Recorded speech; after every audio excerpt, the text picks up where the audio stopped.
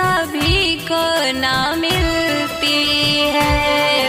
तोड़ मत मेरा प्यार भरा दिल, ऐसी दौलत सभी को ना मिलती है।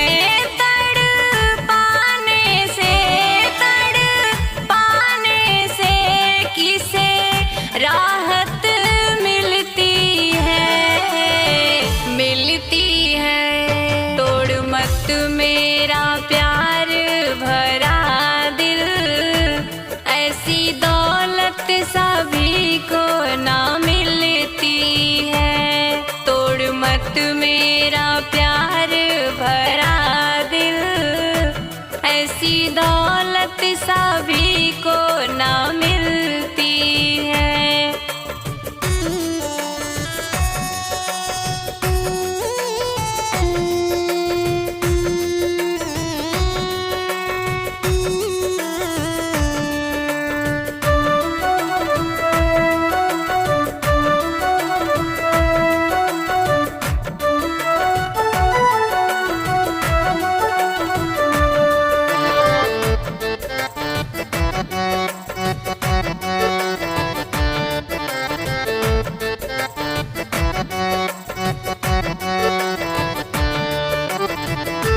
जितना तुम्हें नाज अपनी अदा पर है, उतना मुझे नाज अपनी वफा पर है।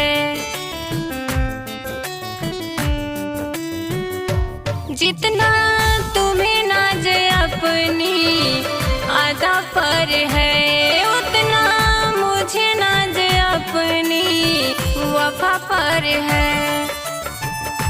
शक करने से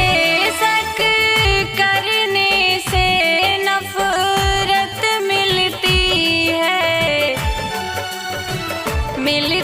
है। तोड़ मत मेरा प्यार भरा दिल, ऐसी दौलत सभी को ना मिलती है।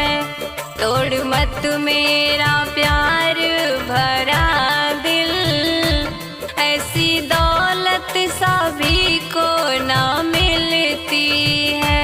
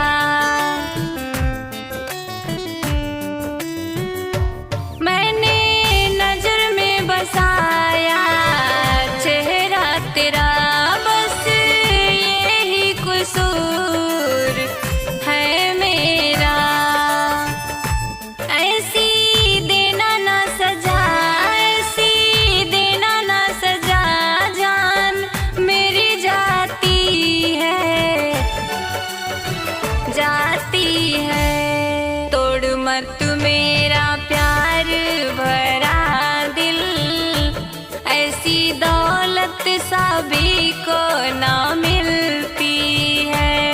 तोड़ मत मेरा प्यार भरा दिल, ऐसी दौलत सभी को ना मिलती है।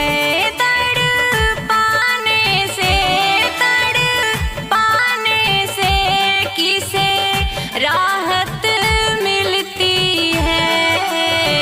मिलती है, तोड़ मत मेरा प्यार भरा दिल, ऐसी दौलत सभी को ना मिलती है। तोड़ मत मेरा प्यार भरा दिल, ऐसी दौलत सभी